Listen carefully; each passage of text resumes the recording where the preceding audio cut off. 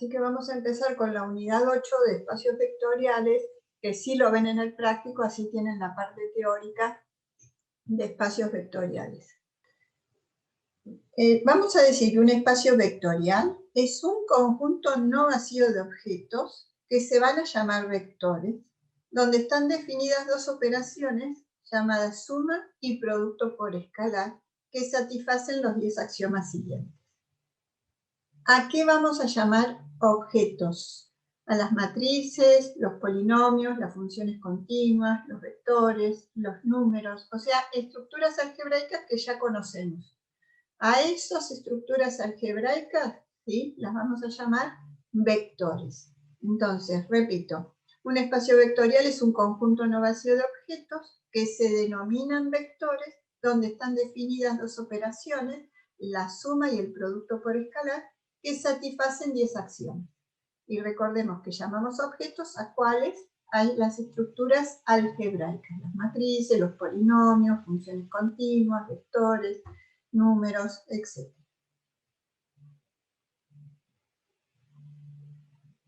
Primer axioma. Vamos a decir que si los vectores U y B pertenecen al espacio vectorial B, entonces la suma de esos dos vectores también está en B o pertenece a ese espacio vectorial.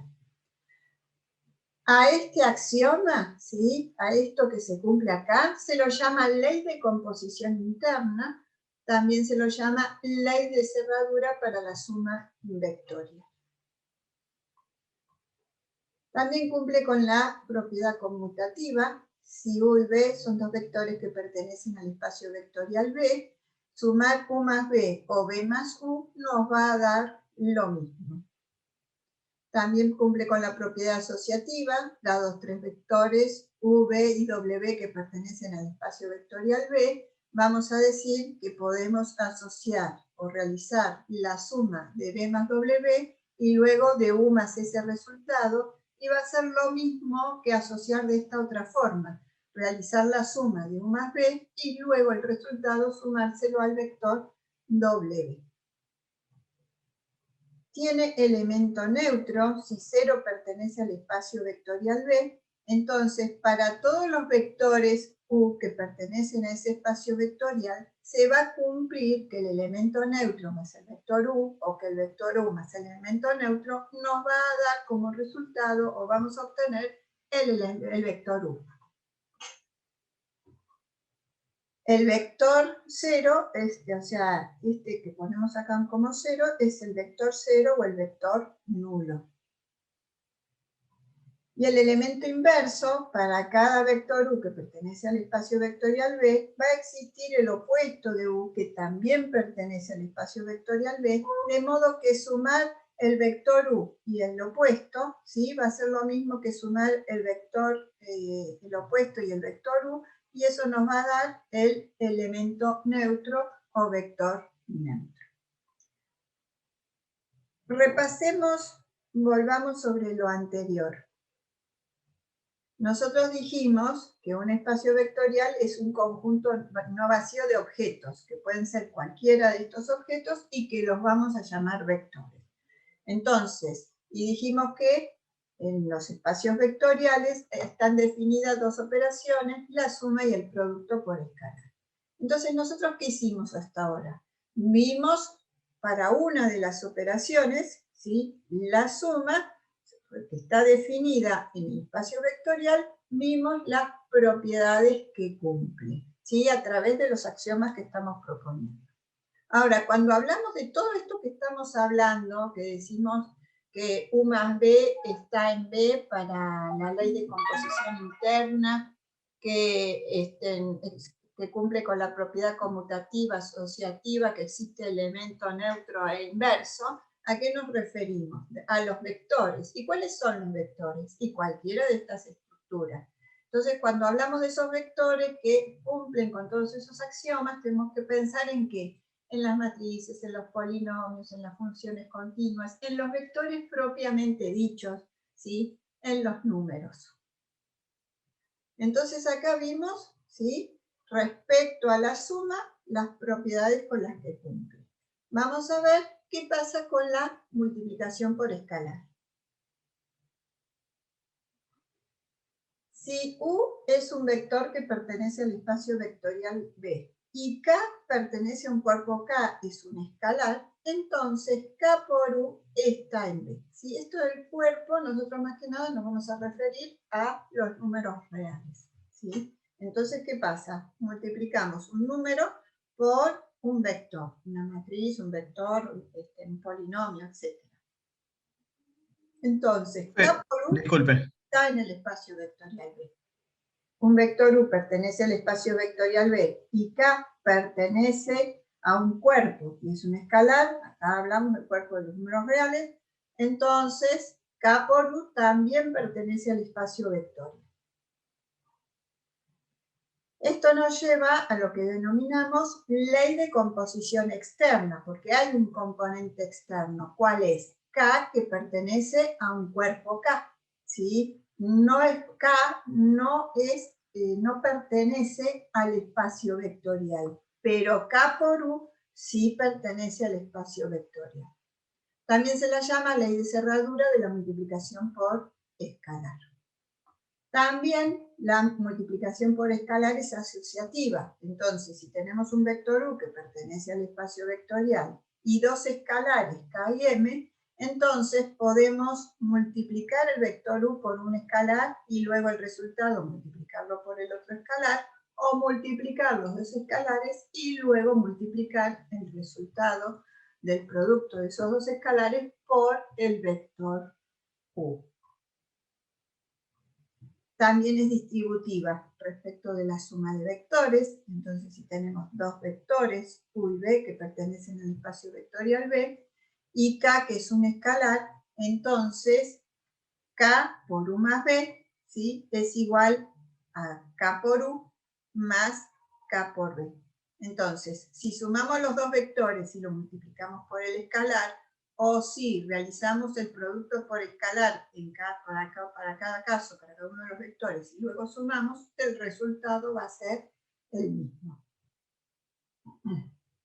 Y también es distributiva respecto de la suma de escalares. Entonces, tengo un vector U que pertenece al espacio vectorial B y dos escalares, K y M.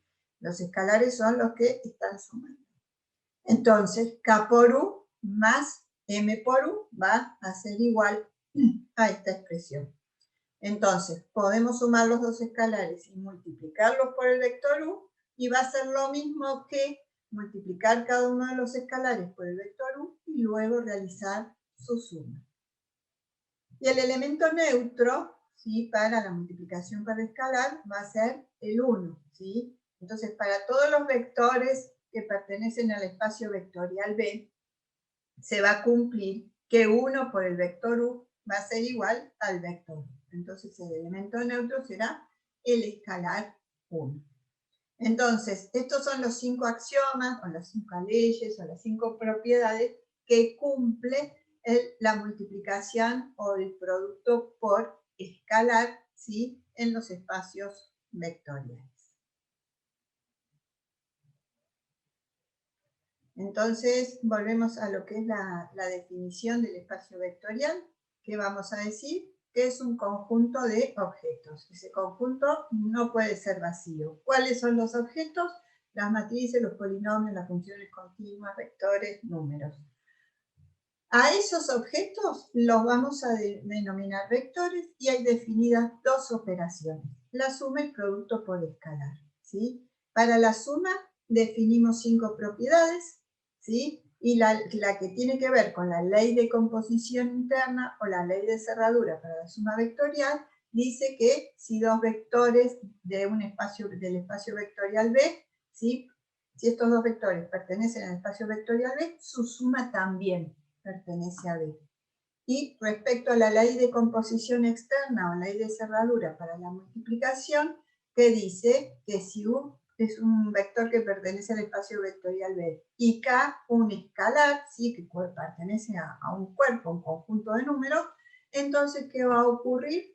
La multiplicación de K por U también está en el espacio vectorial, y esto, dijimos, se refiere a la ley de composición externa. Entonces vamos a decir que cualquier objeto que satisfaga los 10 axiomas lo podemos denominar vector del espacio vectorial. También existen subespacios. Entonces, vamos a leer esto que a veces resulta como un trabalenguas y enseguida lo vamos aclarando, ¿sí? Si tenemos un conjunto no vacío W de un espacio vectorial B, vamos a decir que es un subespacio del espacio vectorial B si W es un espacio vectorial bajo las operaciones de suma y multiplicación por escalar definidas sobre el espacio vectorial B. Vamos viendo, así aclaramos qué quiere decir. Nosotros tenemos un espacio vectorial B, ¿sí? Con vectores. En este caso, bueno, X, Y, punto suspensivo, ¿sí? Donde se cumple la ley de composición interna, ¿sí? La suma de estos dos vectores también pertenece a este espacio vectorial B. La ley de composición interna tiene que ver con la suma. Además, ¿sí? En un espacio vectorial se cumple la ley de composición externa. Tenemos un conjunto de elementos, en este caso un cuerpo K, los números reales, ¿sí? Donde tenemos elementos alfa, beta, etc., ¿sí? Que a partir de la ley de composición externa, o sea, el producto por escalar, ¿sí? El producto por escalar de alfa por un elemento del espacio vectorial B también está en el espacio vectorial B, ¿sí? Ley de composición externa. De la misma forma, ¿sí? Que tenemos alfa por X, también tendremos beta por Y, y tendremos otras multiplicaciones por escalar también. Además, ¿sí? Tenemos el elemento neutro para ese, contamos con el elemento neutro, ¿sí? Porque está dentro de las leyes de composición interna, dijimos que contamos con el elemento neutro para la suma. Entonces, ahora decimos que W es un subconjunto de este espacio vectorial B, ¿sí? Donde también se tiene que cumplir ¿qué cosa? La ley de composición interna y la ley de composición externa. O sea, se tiene que cumplir ¿qué cosa? Los mismos 10 axiomas que se estaban cumpliendo en el espacio vectorial B, para que este subconjunto del espacio vectorial B sea un subespacio del espacio vectorial B. ¿Sí? Recién puedo decir que este subconjunto es un subespacio del espacio vectorial B si puedo corroborar qué ocurre. Que W es un espacio vectorial bajo las mismas operaciones de suma y multiplicación por escalar que estaban definidas acá, ¿sí? Yo cuando arranqué dije, bueno, todo esto está definido acá, pero para este subconjunto W también se cumple todo lo mismo. Entonces, repasemos acá. Decimos que un subespacio vectorial, ¿qué es? Un conjunto no vacío W de un espacio vectorial B, o sea, este subconjunto no vacío W de un espacio vectorial B, es un subespacio del espacio vectorial B, ¿sí? Si W es un espacio vectorial bajo las operaciones de suma y multiplicación por escalar definidas sobre B. Entonces también se va a cumplir, ¿sí? Que podemos tener un escalar por un vector más un escalar por un vector. O sea, tanto como la suma de dos vectores pertenece al espacio vectorial B, también pertenece la suma del producto de escalar por vector más escalar por vector, ¿sí? Entonces, condiciones necesarias y suficientes para que un conjunto, ¿sí? W, que no puede ser vacío, de un espacio vectorial, sea subespacio. ¿Qué es lo que tenemos que verificar? Que el vector nulo que pertenece al espacio vectorial B también pertenezca a W, que se cumpla la ley de composición interna y que se cumpla la ley de composición externa. Ley de composición interna es para la suma y la ley de composición externa es para el producto por escalar. Ejemplos de espacios vectoriales. No vamos a ver videos, ustedes en todo caso si quieren después los ven, ¿sí? Pero bueno, les nombré el conjunto de objetos a los que nos referíamos. Entonces, los vectores propiamente dichos, por ejemplo en R2, en R3 o en Rn, ¿sí? Las matrices de orden 2, de orden 3, los polinomios de grado 1 o de grado 2, ¿sí? Después tienen acá algunos ejemplos para ver. Acá me faltó la duración. Bueno, vamos a ver una serie de definiciones. Combinación lineal, ¿sí? Nosotros este concepto de combinación lineal ya lo trabajamos para vectores.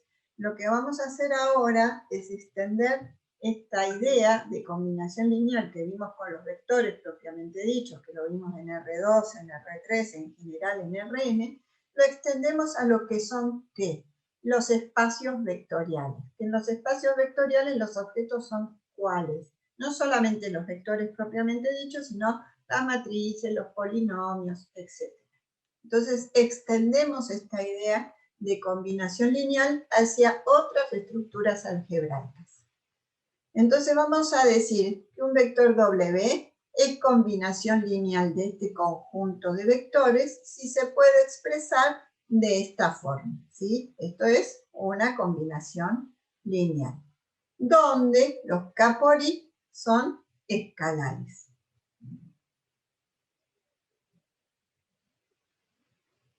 Vamos a definir conjunto generador. Si tenemos un conjunto de vectores, B1, B2 hasta Bn, que pertenecen al espacio vectorial B, vamos a decir que generan a ese espacio vectorial si todo otro vector del espacio vectorial B se puede expresar como combinación lineal de ellos. Entonces, para todo vector B del espacio vectorial B van a existir escalares que van a permitir esa combinación lineal. Volvemos sobre esto. Nosotros tenemos un conjunto de vectores B1, B2 hasta Bn, ¿sí? Esos vectores pertenecen a este espacio vectorial, pero son algunos vectores de ese espacio vectorial, ¿sí? Ese conjunto del que hablo. Entonces, ¿qué digo? Que ese conjunto de vectores que estoy poniendo acá va a poder generar a todo el espacio vectorial si todo vector que pertenece a ese espacio vectorial se puede expresar como combinación lineal de ellos, ¿sí? Esto es igual que cuando nosotros expresábamos un vector, ¿sí?, como la suma de escalar por vector más escalar por vector, donde teníamos las componentes del vector, o hacíamos algún tipo de proyección y ajustábamos, ¿sí? Solamente que esta misma idea la expandimos ¿a dónde? A lo que son los espacios vectoriales. Entonces ahora todos los vectores del espacio vectorial, nosotros en su momento, ¿qué hacíamos? Expresábamos una combinación lineal de un vector. Pero ahora nos interesa que todos los vectores del espacio vectorial, ¿sí?, pueden ser generados por ese conjunto de vectores. Y una base, ¿sí?, tenemos un espacio vectorial B y un conjunto de vectores, ¿sí?, que van desde B1 hasta Bn, para dicho espacio vectorial. Entonces diremos que ese conjunto S es base de este espacio vectorial si se cumple que S es linealmente independiente, o sea, los vectores son linealmente independientes entre sí, y S genera al espacio vectorial B. Entonces, tiene que cumplirse la independencia lineal y generar al espacio vectorial ¿sí?, un conjunto de vectores para ser base de un espacio vectorial. Tengamos en cuenta que todo vector de un espacio vectorial se puede expresar de manera única a partir de dicha base.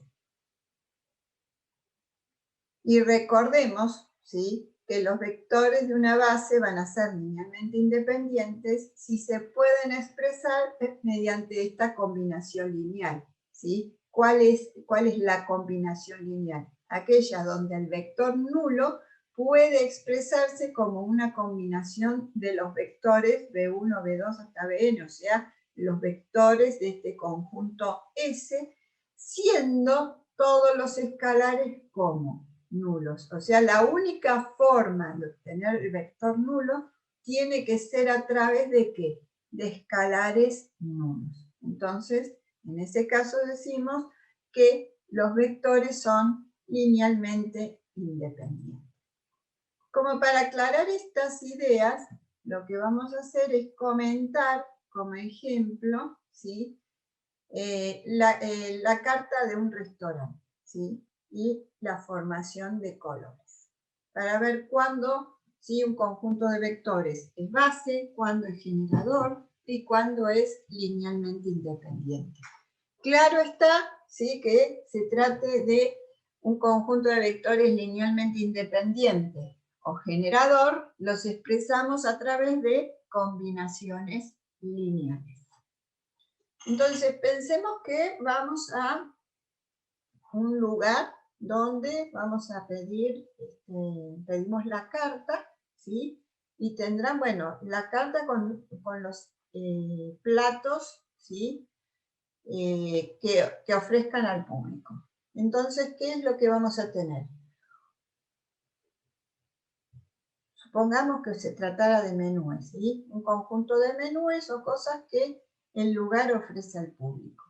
Si nosotros en la cocina tenemos todos los ingredientes, ¿sí?, con los cuales podemos preparar, ¿sí?, todo lo que le estamos ofreciendo en la carta, ¿sí?, entonces vamos a decir que ese conjunto de ingredientes, ¿sí?, es generador del espacio vectorial, ¿sí?, genera al espacio vectorial.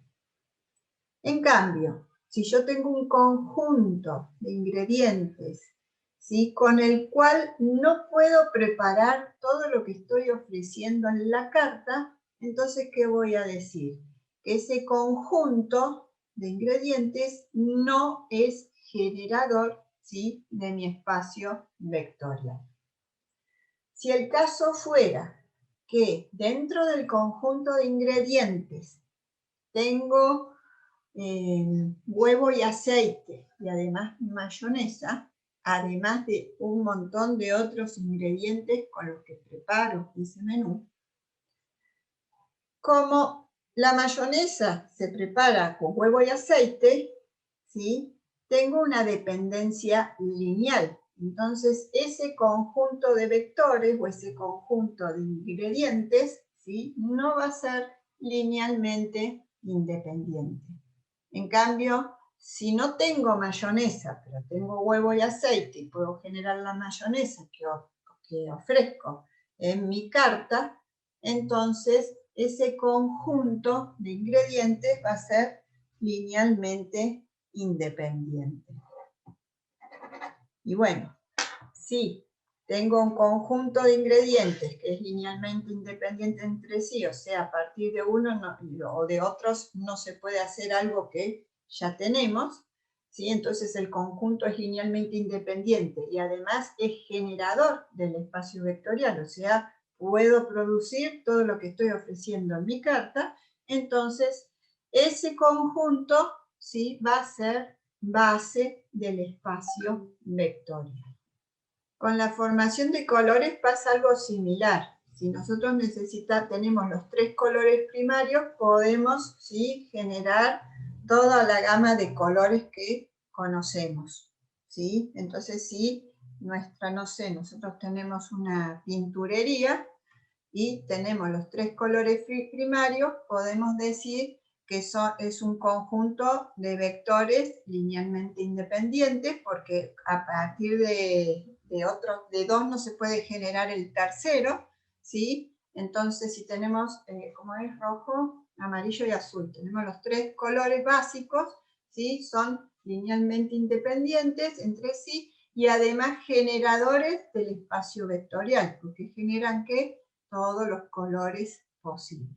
Vieron que ustedes van a una pinturería y tienen un montón de gama de colores, bueno, entonces están generando, ¿sí? Todos los colores posibles a partir de ¿qué? De los 3 colores primarios. Lo mismo si tuvieran blanco y negro y generaran todas las escalas de grises, ¿sí?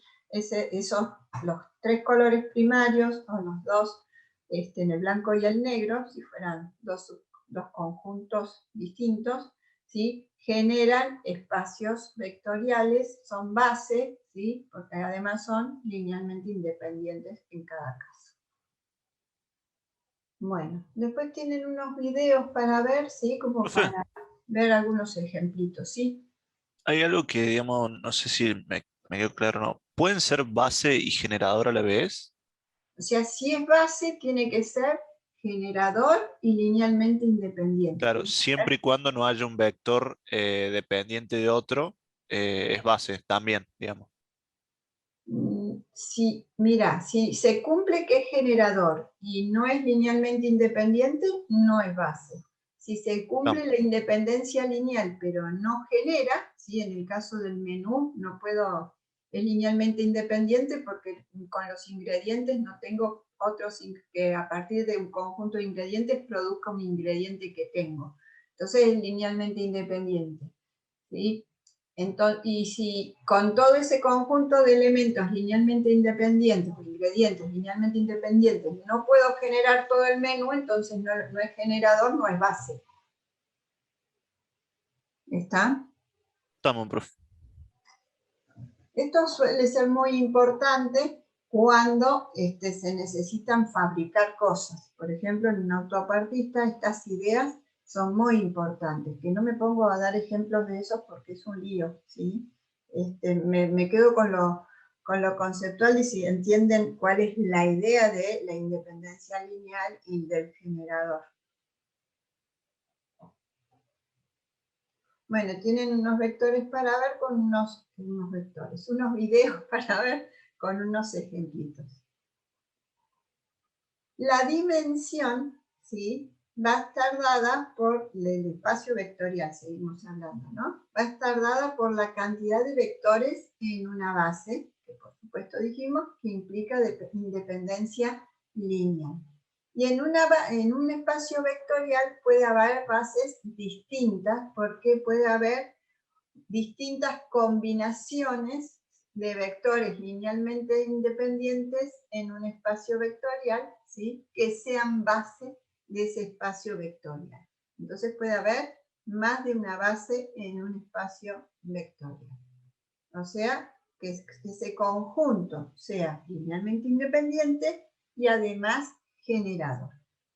En el caso particular de cuando tenemos que el espacio vectorial es Rn, vamos a decir que todo conjunto de vectores linealmente independiente en Rn va a generar ese espacio y además todo conjunto de n vectores que sea linealmente independiente va a ser base para ese espacio vectorial.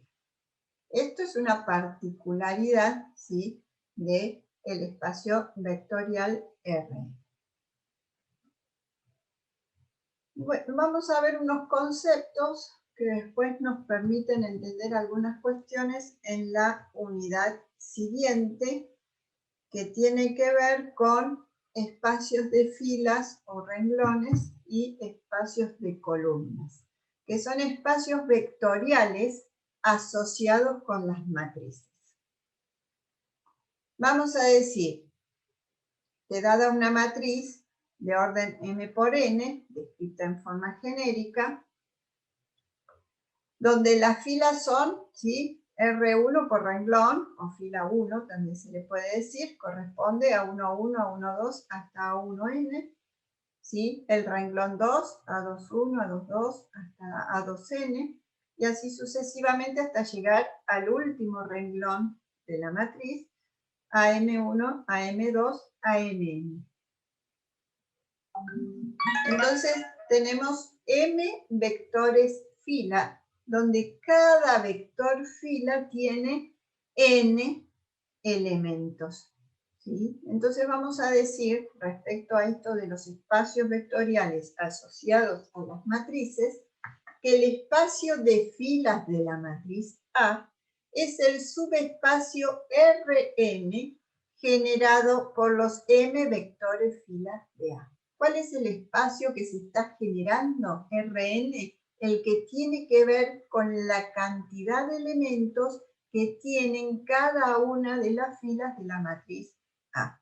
Por eso decimos el espacio de filas, porque estamos mirando filas, ¿sí? ¿Y cuál es el espacio de filas? El subespacio Rn, ¿sí? La cantidad de elementos que tiene cada fila, generado por los m vectores fila de la matriz A. Entonces, ese espacio, ¿sí? El subespacio Rn es un espacio vectorial asociado a una matriz de orden m por n. ¿Qué es lo interesante o lo importante de esto que estamos hablando, así como para arrancar? Se utilizan para hallar vectores que constituyan una base. Porque, bueno, salvo que se trate de los vectores canónicos en Rn, ¿sí? Si tenemos R2, sabemos que los vectores canónicos son 1, 0, 0, 1. Y esos vectores serán linealmente independientes entre sí y además generadores. Pero bueno, si queremos encontrar otro conjunto de vectores de R2 que constituyan una base, la cuestión no sería tantear, sino, bueno, utilizar esta herramienta para encontrar esos vectores. Que bueno, eso un poquito más adelante, en principio empezamos con estas ideas. Si nos referimos a las columnas de la matriz A, ¿sí? La columna 1 es A11, A21 hasta AM1, columna 2, A12, A22 hasta AM2, así sucesivamente hasta que llegamos a la última columna de la matriz, A1n, A2n hasta AMN. Entonces vemos que tenemos n vectores columna, donde cada vector columna tiene ¿cuántos elementos? M elementos, ¿sí? Entonces, el espacio de columnas, ¿sí? Porque estamos mirando columnas de esta matriz, va a ser el subespacio Rm, o sea, tiene que ver con la cantidad de elementos de cada una de esas columnas, generados ¿por qué? Por los n vectores columnas de la matriz A. Entonces, si estamos viendo las columnas de la matriz A, vamos a tener un subespacio Rm generado por los n vectores columna de la matriz A. Entonces, m, que es la cantidad de elementos que tienen las columnas. Entonces, ahora tenemos como una forma, digamos, más fácil de acordarnos cuáles son los subespacios que generan cada uno, ¿sí? Cuando miramos las filas, miramos qué cantidad de elementos tiene, n elementos. Entonces, se genera un subespacio del espacio vectorial Rn, ¿sí?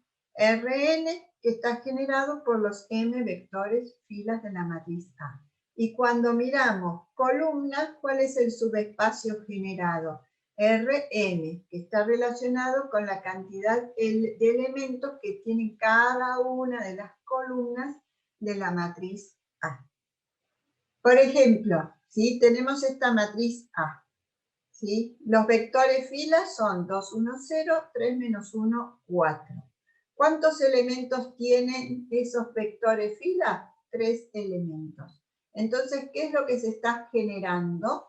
El espacio de filas, pues estoy mirando por filas de la matriz A, es el subespacio que R3 generado por los dos vectores filas de la matriz A. Si miramos las columnas, ¿sí? Tenemos 3 columnas. Cada columna, ¿cuántos elementos tiene? 2 elementos. Entonces, el espacio de columnas de la matriz A va a ser ¿cuánto? R2, ¿sí? Que está generado por los 3 vectores columnas de la matriz A.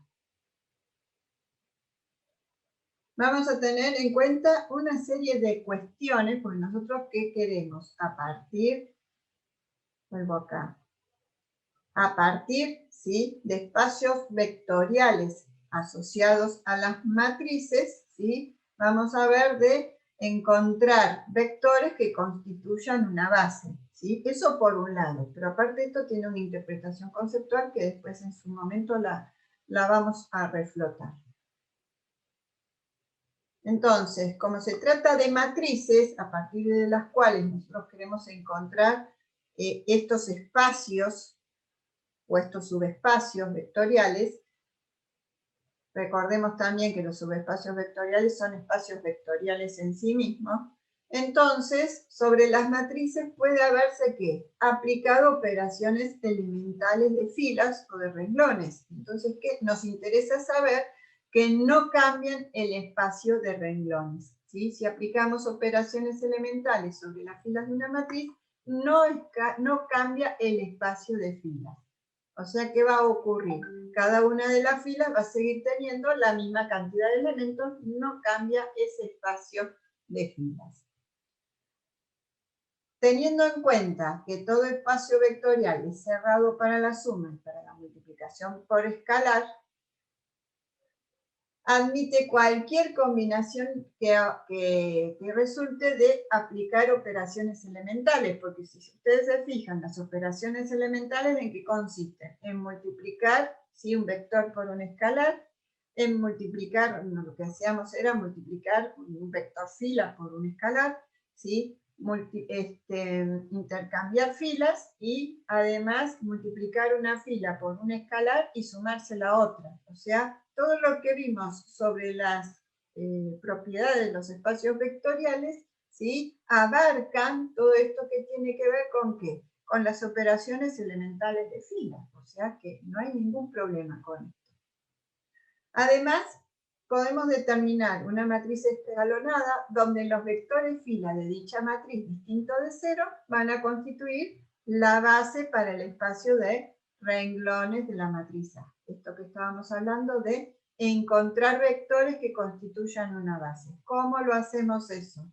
Encontramos la matriz escalonada, ¿sí?, de una matriz original y los vectores fila no nulos constituirán una base del espacio de renglones de la matriz A. Además, los renglones y las columnas podemos escribirlos en forma vertical y horizontal respectivamente. ¿Sí? ¿Qué quiere decir? Nosotros a una matriz la podemos transponer por filas o por renglones. Y entonces, ¿qué va a ocurrir respecto a los espacios que se generan? Tenemos que el espacio de columnas de la matriz A va a ser igual al espacio de renglones de su transpuesta. Vamos a ver un ejemplo de eso, ¿sí? Tenemos la matriz A. Entonces, transponemos de filas en columnas. 2, 1, 0, 2, 1, 0, 3, menos 1, 4, 3, menos 1, 4. Entonces, tenemos una matriz y su transpuesta. Y queremos ver que el espacio de columnas de la matriz A es igual al espacio de renglones de su transpuesta. Entonces, tenemos...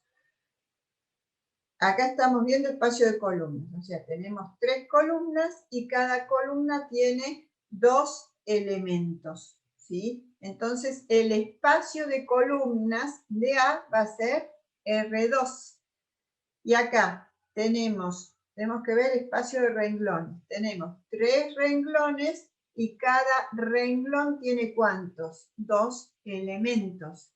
Entonces, el espacio de filas o de renglones va a ser igual a R2. Entonces, el espacio de columnas de la matriz A es igual al espacio de renglones de su transpuesta. En este caso, R2.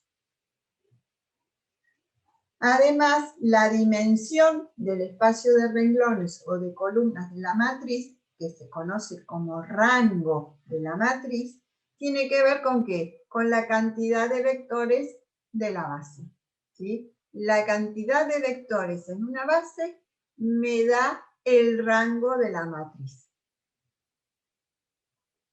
Y otra cosa que vamos a tener en cuenta respecto a lo que vimos en los sistemas de ecuaciones lineales y al determinante y matriz inversa, es que si se trata de una matriz cuadrada y la matriz tiene rango n, entonces, ¿qué ocurre? Va a ser lo que está ocurriendo primordialmente, que es que los vectores fila o columna son linealmente independientes. Entonces, el determinante de la matriz va a ser distinto de 0. Eso quiere decir que además la matriz va a ser invertible. Y si resolvemos el sistema homogéneo y el no homogéneo, ambos sistemas van a tener solución. Nosotros dijimos que los sistemas de ecuaciones lineales homogéneos siempre tienen solución, pero el no homogéneo pueden no tener solución. Pero como tenemos como, ¿qué cosa? Vectores, filas, columnas linealmente independientes, el sistema va a tener solución. Entonces vamos a pasar a lo que es la relación entre el concepto de base y coordenadas. Entonces, la idea ¿cuál es? Que nosotros podemos representar un punto mediante coordenadas. Además, si consideramos los versores asociados a cada uno de los ejes, podríamos, ¿sí?, a través de cada uno de esos versores, realizando el producto de versor por coordenada del punto correspondiente, representar ¿qué cosa? Vectores sobre cada uno de los ejes. Pero a su vez, eso nos permitiría describir el vector OP, porque a través de cada uno de esos vectores que acabo de encontrar, pero que están relacionados ¿con qué? Con los vectores de una base, en este caso la base canónica, y lo otro con las coordenadas del punto P. A partir de eso podemos expresar el vector OP, ¿sí?, como una combinación lineal de los vectores de la base canónica, considerando como escalares, ¿qué cosa? Las coordenadas del punto. Hacemos una generalización de esta idea, ¿sí?, pensando lo siguiente, que no necesariamente los vectores tienen que ser los vectores de la base canónica, puede ser cualquier otro tipo de vector, y no necesariamente tienen que ser perpendiculares entre sí. Si generalizamos la idea, ¿sí?, vamos a decir que dado un conjunto S de vectores, desde B1 hasta Bn, es una base, va a ser una base del espacio vectorial B. Entonces, ¿qué tiene que ocurrir? Todo otro vector de dicho espacio vectorial se tiene que poder expresar como una combinación lineal del mismo, ¿sí? Como los vectores son linealmente independientes, ¿sí?, esta combinación lineal va a poder expresarse de manera única. Entonces, U está expresado como una combinación lineal de los vectores de la base S.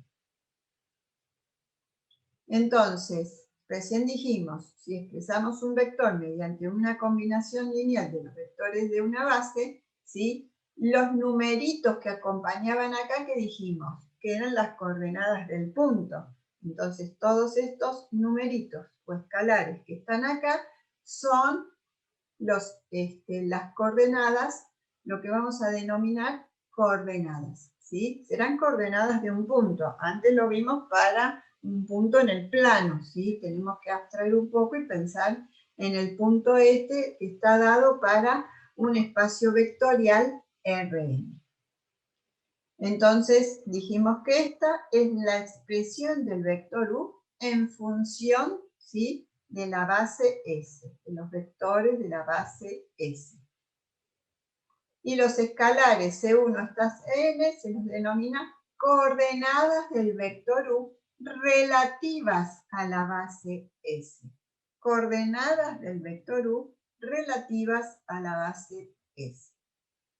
Vamos a poder indicar un vector de coordenadas de U relativa a la base S de esta forma. U entre paréntesis, ¿sí? Y S acá.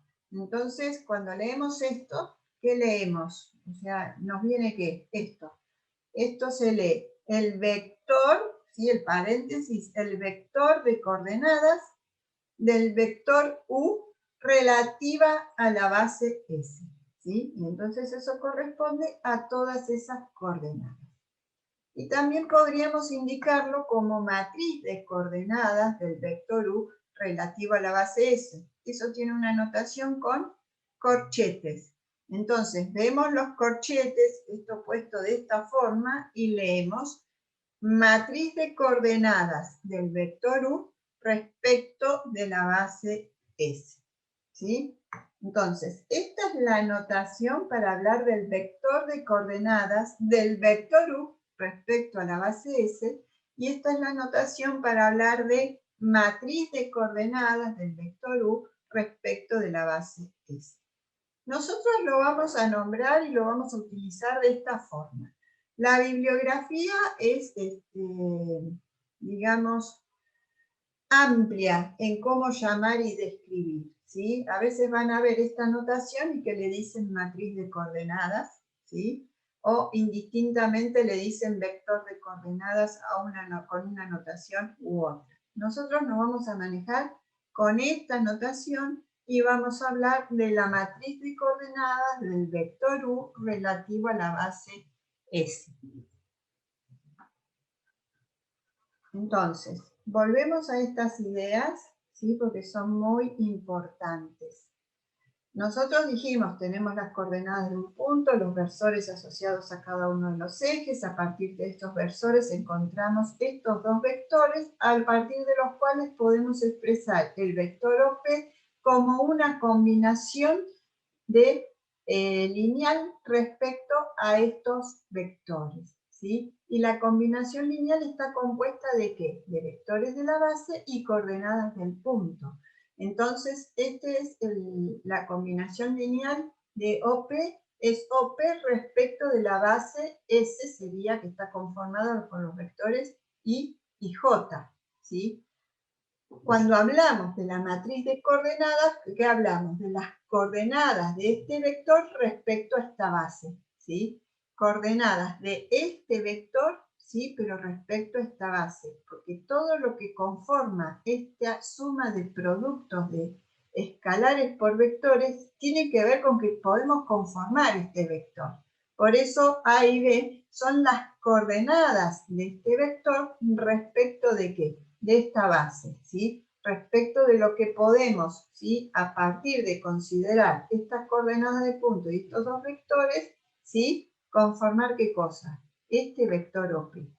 De la misma manera tenemos que pensar en esta generalización, no necesariamente en R2, no necesariamente entre vectores perpendiculares, ¿sí? Vamos a tener todos los mismos elementos, pero que le vamos a dar esta notación, ¿sí? Y vamos a llamar a esto matriz de coordenadas del vector U respecto de la base S, donde tenemos todas las coordenadas, ¿sí? Que corresponderían al punto según lo vimos recién en el plano. Entonces, ¿qué nos va a interesar a nosotros? Poder encontrar, ¿sí? Dada una base inicial y una base nueva para un vector B que pertenece a un espacio vectorial B, donde cada uno tiene su matriz de coordenadas, poder ver cuál es la relación entre ambas, ¿sí? Acá tenemos, dije, un vector B que pertenece a un espacio vectorial B, una base inicial y una matriz de coordenadas del vector B respecto de la base inicial, una base nueva, una nueva base y su matriz de coordenadas del vector B respecto a la nueva base. Y entonces queremos demostrar lo siguiente, que la matriz de coordenadas del vector B respecto a la nueva base va a ser igual al producto entre dos matrices. ¿Cuáles? Una matriz P y la matriz de coordenadas del vector B respecto de la base inicial. P es una matriz que permite el pasaje de una base a la otra, ¿sí? Entonces, si a P lo multiplicamos con la matriz de coordenadas del vector B respecto de la base inicial, ¿sí? Vamos a poder obtener la matriz de coordenadas del vector B respecto de la nueva base. Entonces, P nos permite la transición desde B, o desde la base inicial, hacia la nueva base. ¿Cómo sería esta cuestión, ¿sí?, de pasar de una base a otra? ¿Cómo lo podemos hacer? Lo vemos teóricamente, ¿sí?, en R2, y luego vamos a ver un ejemplo. Entonces tenemos una base inicial con vectores U1 y U2 y una nueva base con vectores W1 y W2, donde contamos con la matriz de coordenadas del vector U1 de la nueva base, que es esta, AB, y la matriz de coordenadas del vector U2 respecto de la nueva base, que es esta, conformada por vectores CD. Entonces son, dijimos, las matrices de coordenadas de los vectores de la base inicial en relación a la nueva base. Fíjense que U1 y U2, ¿sí?, son vectores de la base inicial. Y los estamos relacionando ¿con qué? Con la nueva base. ¿Qué quiere decir esto que acabamos de decir respecto de los vectores de la base inicial? ¿Sí? Que el vector U1 de la base inicial lo puedo expresar como una combinación lineal respecto de los vectores de la nueva base con las coordenadas correspondientes, porque esta es la matriz de coordenadas del vector U1 de la base inicial respecto de la nueva base. Y lo mismo va a ocurrir con el vector U2, ¿sí? El vector U2 de la base inicial lo puedo expresar como una combinación lineal de los vectores de la base nueva. ¿Con qué? Con las coordenadas que he expresado aquí en la matriz de coordenadas del vector U2 de la base inicial respecto de la nueva base. Entonces, nosotros tenemos un vector B que pertenece al espacio vectorial B. Y decimos que la matriz de coordenadas para ese espacio vectorial B respecto de la base inicial es K1 y K2. Entonces, el vector B, que lo tenemos definido respecto de la base inicial, lo podemos expresar como combinación lineal de los vectores de la base inicial con coordenadas de la base inicial. Entonces nos queda que B queda determinado por K1 por U1 más K2 por U2. Ahora, habíamos dicho que los vectores U1 y U2 de la base inicial los podíamos expresar como combinación lineal de los vectores de la base nueva, ¿sí?, con los escalares o coordenadas correspondientes según están dados acá en las matrices de coordenadas.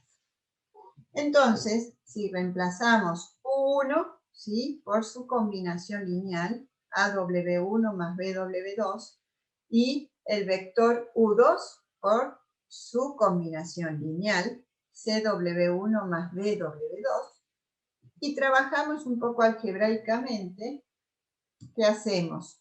Vamos a reagrupar todo lo que tenga que ver con W1 por un lado y lo que tenga que ver con W2 por otro, ¿sí? Reagrupamos según cada vector. Entonces, ¿qué hacemos? Distribuimos, ¿sí?, y reagrupamos. Para W1, si distribuyo, tengo K1 por A, acá, más K2 por C. Todo eso por W1. Y para W2, K1 por B, más K2 por D. Todo eso asociado a W2. ¿Qué es lo que tenemos? Que el vector B está expresado como una combinación lineal respecto de los vectores de la base nueva, ¿sí?, con algo, con unas expresiones a qué corresponden. Dijimos que correspondían ¿a qué? A coordenadas, ¿sí? Entonces, podemos decir que la matriz de coordenadas del vector B respecto de la nueva base va a ser ¿cuál? La que va a estar conformada por estas dos coordenadas, ¿sí? Entonces ponemos K1 por A más K2 por C, es una coordenada, y K1 por B más K2 por D será la otra coordenada. Y además, si queremos expresar esto como el producto de dos matrices, nos va a quedar la matriz AC sobre BD multiplicada por la matriz K1 por K2. Perdón, K1, K2. Entonces, si multiplicamos, ¿qué nos queda? A por K1 más C por K2, que es lo que tenemos acá, y si multiplicamos acá, B por K1 más B por K2, que es lo que tenemos acá. Entonces, esta matriz de coordenadas que corresponde al vector B respecto de la nueva base, la podemos expresar mediante la multiplicación matricial que tenemos acá. Ahora, si observamos que tenemos en cada una de las matrices, ¿sí? Vamos a decir que la matriz de coordenadas del vector B respecto de la nueva base va a ser igual a una matriz, que es esta, ¿sí? Va a ser igual a una matriz P, que corresponde a esta. ¿Por qué cosa? ¿Esta matriz cuál es? Es la matriz de coordenadas del vector B respecto de la base inicial, ¿sí? Entonces, a partir de esto hemos encontrado una matriz P que nos permite la transición de la base B hacia la base B', o de la base inicial hacia la nueva base, ¿sí? Multiplicamos esa matriz P por esta matriz de coordenadas y hemos transitado entonces ¿hacia dónde? Hacia la nueva base. Entonces, partimos de la idea de que tenemos una base inicial y una base nueva, ¿sí? Para esa base inicial y para la base nueva, ¿sí? Vamos a ir describiendo una serie de cuestiones. Primero, que para los vectores de la base inicial tenemos las matrices de coordenadas correspondientes para U1 y para U2, respecto a ambas de la base nueva. Y además, esos vectores de la base inicial los podemos expresar como combinación lineal respecto de los vectores de la base nueva, teniendo en cuenta qué cosa, las coordenadas, ¿sí?, que estamos describiendo en cada caso. Entonces, tenemos un vector cualquiera de ese espacio vectorial y queremos, ¿sí?, ver, en este caso lo tenemos, las coordenadas las tenemos respecto de la base inicial. ¿Y qué es lo que queremos llegar a hacer? Expresar, ¿sí?, ese vector en base a otras coordenadas. Entonces queremos transitar desde una base inicial hacia una base nueva. Bueno, ¿cómo vamos a hacer eso? Por un lado, describimos el vector, ¿sí?, que pertenece al espacio vectorial B, que queremos expresar respecto de una base nueva, ¿sí? Lo expresamos respecto de los vectores de la base inicial, que a su vez los tenemos expresados respecto de los vectores de la nueva base. Entonces eso nos permite armar una combinación lineal de la cual, a partir del trabajo algebraico que nos permite agrupar los coeficientes que acompañan a cada uno de los vectores, podemos encontrar qué cosa, cómo es la matriz de coordenadas de ese vector B respecto de la base nueva, pero que además, ¿sí?, puede expresarse como el producto de estas dos matrices, donde esta primera matriz la llamamos matriz P, que característicamente se llama matriz de transición, la matriz que nos permite transitar de una base a otra.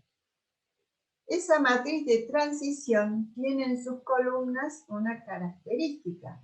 A y B y C y D, nosotros que habíamos dicho que eran respectivamente las matrices de coordenadas de los vectores de la base inicial, o sea, esta base, respecto de la nueva base. Entonces, las columnas de la matriz P están conformadas por esas matrices de coordenadas. Nosotros acá hemos descrito, ¿sí?, para una matriz de 2×2, pero podríamos tener que trabajar con espacios, ¿sí?, más grandes. Entonces, en general, diremos, ¿sí?, que las columnas de la matriz P, ¿sí?, serán las respectivas matrices de coordenadas de los vectores de la base inicial respecto de la base nueva para la dimensión que corresponda. Bueno, hasta aquí estamos viendo, ¿sí?, cómo podemos realizar una transición de una base inicial hacia una base nueva. Pero podríamos querer recorrer el camino inverso, ¿sí? Entonces, si queremos pasar de una base B' a una base B o de una base a la que llamamos nueva a la base inicial, ¿cómo podríamos hacer esto? ¿Sí? Necesitamos tener, ¿qué cosa? Una matriz Q que nos permita realizar esa transición, porque ahora la realizábamos con la matriz P. Entonces, ¿qué vamos a necesitar? Una nueva matriz que nos permita esa transición. Ahora, ¿cuál va a ser esa nueva matriz? Va a ser la inversa de P, ¿sí? Si nosotros a esta expresión, que es la que acabamos de demostrar, la premultiplicamos por la inversa de P, acá obtenemos la identidad.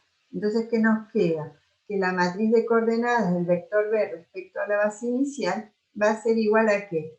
Al producto de la inversa de la matriz de transición por la matriz de coordenadas del vector B respecto de la base nueva, ¿sí? Entonces, de esa forma podemos transitar de la matriz nueva, de la nueva base hacia la base inicial, teniendo en cuenta la inversa de la matriz P, o lo que es la inversa de la matriz de transición. Como resumen, P es la matriz de transición de la base inicial hacia la base nueva, ¿sí? De modo que de esta forma podemos transitar de la base inicial, ¿sí?, hacia la base nueva. Y además, ¿sí?, podremos transitar desde la base nueva hacia la base inicial, teniendo en cuenta la inversa de la matriz P. Todo eso implica que P es invertible, P es la matriz de transición de la base inicial hacia la base nueva, y la inversa de P es la matriz de transición de la base nueva hacia la base inicial. Todo esto que veníamos hablándolo, pero bueno, simplemente acá está resumido en todo esto. Y para ver un ejemplo vamos a ver un video y después acá tienen más ejemplos si desean verlos. Antes de ver el video les voy a mostrar algo porque aclara un montón esto que estamos hablando. Fíjense, acá tengo una base, ¿sí?, que es 1001, o sea, la base canónica, esta base, ¿sí? Y tenemos las coordenadas de un punto, que es la coordenada del punto 4, 3. Entonces, si nosotros multiplicamos este vector por 4 más este vector por 3, que tendremos representado como una combinación lineal, ¿sí?, respecto a la base B, en este caso, el vector 4, 3. Ahora, este mismo vector lo podríamos representar mediante ¿qué? Otra base. ¿Cuál sería la base? Por ejemplo, acá tengo una base que es B', que está constituida por los vectores -1, 1 y 1, 1, ¿sí?, que tienen esas componentes. Acá tengo los dos vectores. Entonces, si al vector -1, 1 lo multiplicamos por -1/2, o sea, queremos la mitad y además le cambiamos el sentido, tenemos este vector. Y el vector 1, 1, este que tenemos acá, ¿sí?, lo multiplicamos por 7/2, o sea, lo estiramos para que sea 3 veces y media el original, ¿sí? Tendremos, ¿sí? Todo esto, hasta acá. Entonces, trazamos las paralelas a cada uno y estamos representando, ¿qué cosa? El mismo vector, pero como combinación lineal, ¿sí? O respecto de los vectores de ¿qué? De esta base que tenemos acá, ¿sí? Eso es lo que estamos haciendo al cambiar de base, ¿sí? Y encontrar, teniendo en cuenta las coordenadas del vector. Entonces, vamos con el video que les decía acá. No es un video de internet, ¿sí? Es un video que hice yo y no lo subí. Lo incluyo en la clase, por eso no tiene un link. Directamente les va a quedar incluido en la clase.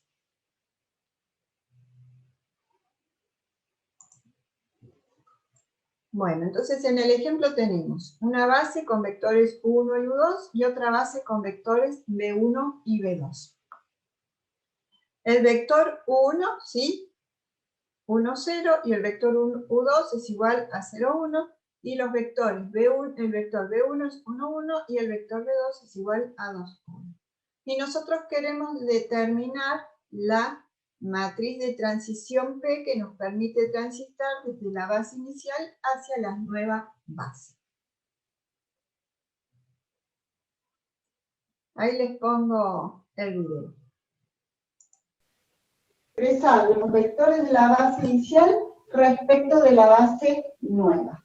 Entonces, el vector U1 de la base inicial lo voy a expresar respecto de los vectores B1 y B2. Expresando la combinación lineal a través de ¿qué cosa? De escalares. Por ejemplo, A y B. Esos escalares A y B, como son los coeficientes, corresponden a ¿qué? A las coordenadas y conformarán la matriz de coordenadas del vector de la base 1 respecto de la base nueva. Esos valores, esos escalares o las coordenadas son las que vamos a determinar.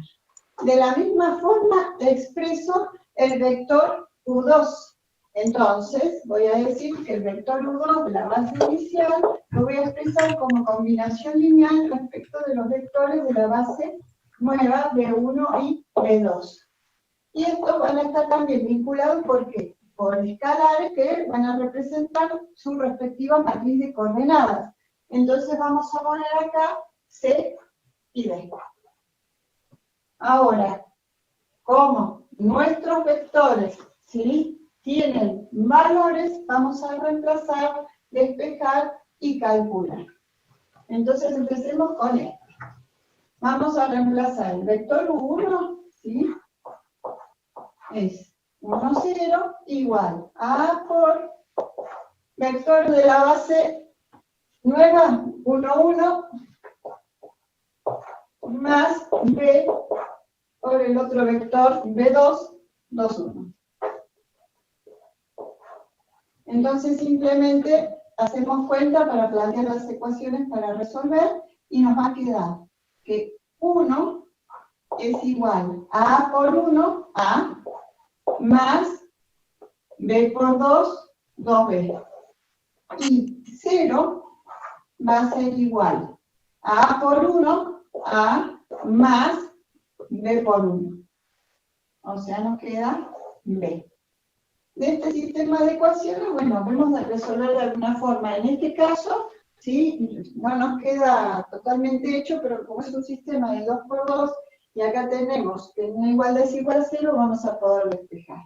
Si fuera otro caso, ya en general matrices más grandes, algo que sea un sistema muy fácil, lo que hay que hacer es resolver por algún método de resolución de sistema de ecuaciones, cualquiera de lo que conoce. Vamos a despejar de acá entonces, y vamos a decir que A es igual a menos B,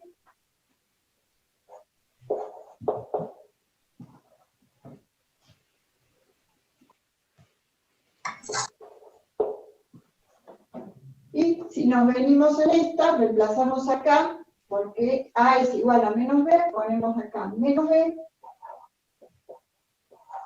entonces nos va a quedar que tenemos menos b más 2b nos queda que es b. Y b es igual a ¿cuánto? A 1.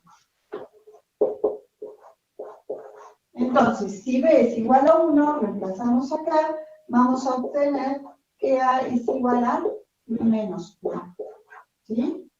Entonces, dijimos que a y b conformaban ¿qué cosa? La matriz de coordenadas del vector de la base U1 respecto de la nueva base, o de la base B'. Entonces, ¿cómo escribimos eso? Vamos a decir que la matriz de coordenadas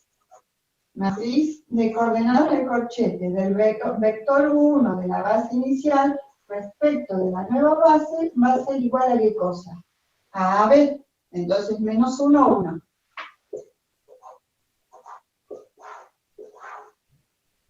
Entonces ya tenemos ¿qué cosa? Esto va a ser nuestra primera columna de la matriz de transición P. Vamos con el otro vector a realizar el mismo procedimiento. Y entonces vamos a decir, el vector U2 es 0, 1. Esto va a ser igual a C por el vector 1, 1 más B por el vector 2, 1. Entonces, 0 va a ser igual a C por 1, C más D por 2, 2D. Y 1 va a ser igual a C por 1, C más D por 1, D, más D. Entonces, podemos despejar. De esta igualdad podríamos despejar C, por ejemplo. Entonces decimos que C es igual a menos 2 por D. Ahora, si C lo reemplazamos por menos 2 por D, entonces nos va a quedar que menos 2D más D es menos D. Entonces, D va a ser igual a menos 1. Entonces, si D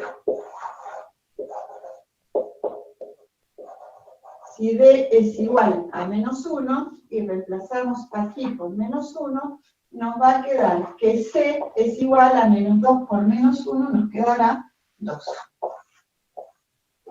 Entonces, estos dos valores que conforman la matriz de coordenadas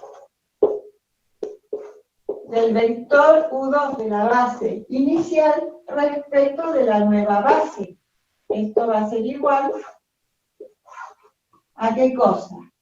A C y a D. Y C y D valen 2 y menos 1. Entonces ya tenemos ¿qué cosa? La segunda columna de nuestra matriz de transición. Entonces, después de todo esto, vamos a decir que la matriz de transición, vamos a poner así, que la matriz de transición P va a estar conformada por menos 1, 1 y 2 menos 1. Y esta es la matriz de transición que nos permite transitar o pasar ¿de dónde? De la base inicial a la base nueva. Vamos, ya que terminamos la matriz de coordenadas, ahora vamos a plantear un vector para realizar un cálculo con esa matriz, o sea, pasarle una base a otra, un vector cualquiera de ese espacio vectorial, en este caso el R2. La matriz de coordenadas de un vector B respecto de la base nueva, la podíamos obtener realizando el producto de la matriz de transición por la matriz de coordenadas de ese vector B respecto de la base inicial. ¿Sí? Esto era lo que habíamos visto inicialmente genéricamente, más allá de que ahora el vector B se llame esto. ¿Sí? Ahora nuestro vector B, ¿cuál va a ser? El doble B respecto del cual queremos calcular. Genéricamente habíamos visto esto cuando hicimos la demostración inicial. Entonces, sabemos que podemos calcular, nosotros queremos determinar la matriz de coordenadas del vector W respecto de la base nueva. Entonces, estamos en esta situación. Podríamos calcular de esta forma. Pero para poder calcular de esta forma, ¿qué necesitamos? La matriz de coordenadas del vector, en este caso W, respecto de la base inicial, porque no la tenemos. Entonces, lo primero que hacemos es determinar esto.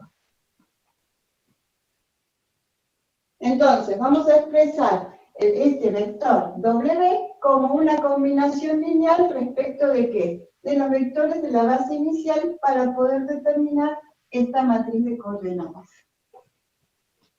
Entonces, el vector 7, 2 lo expresamos como, y acá voy a poner K1 por 1, 0, más K2 por 0, 1. Vamos a resolver, como justo se trata de los vectores de la base canónica, nos queda enseguida el resultado, porque hacemos que 7 es igual a K1 por 1 más K2 por 0. Entonces, ¿qué nos queda? Que K1 es igual a 7. Y por otro lado hacemos 2 es igual a K1 por 0, 0, más K2 por 1, K2. Entonces nos queda que K2 es igual a 2.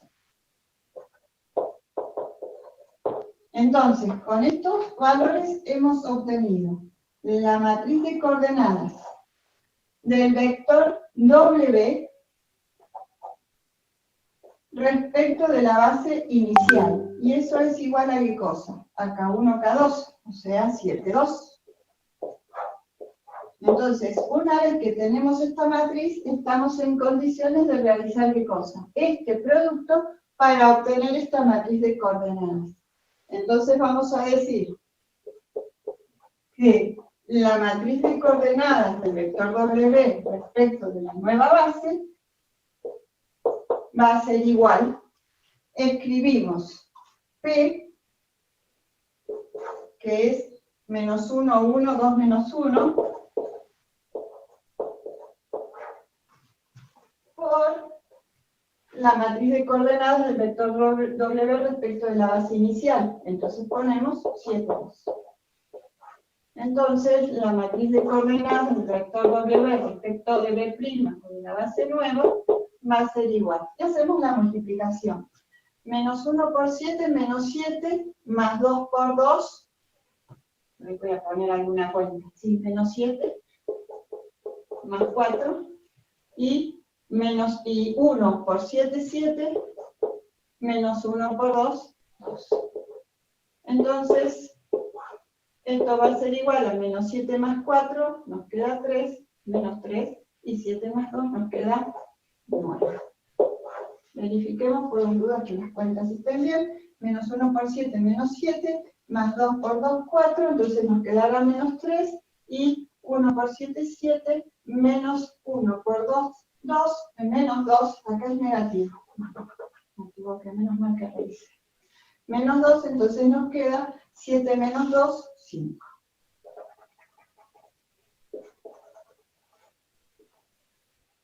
¿Sí? Bueno, entonces esto que obtuvimos acá es lo que había solicitado el enunciado, que es la matriz de coordenadas del vector W respecto de la nueva base, que es igual a menos 3, 5. ¿Sí?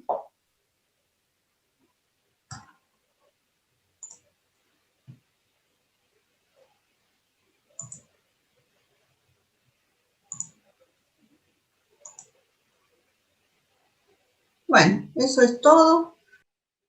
Bueno, entonces con esto hemos visto toda la unidad de espacios vectoriales, que es una unidad corta, pero tiene varias cosas, ¿sí?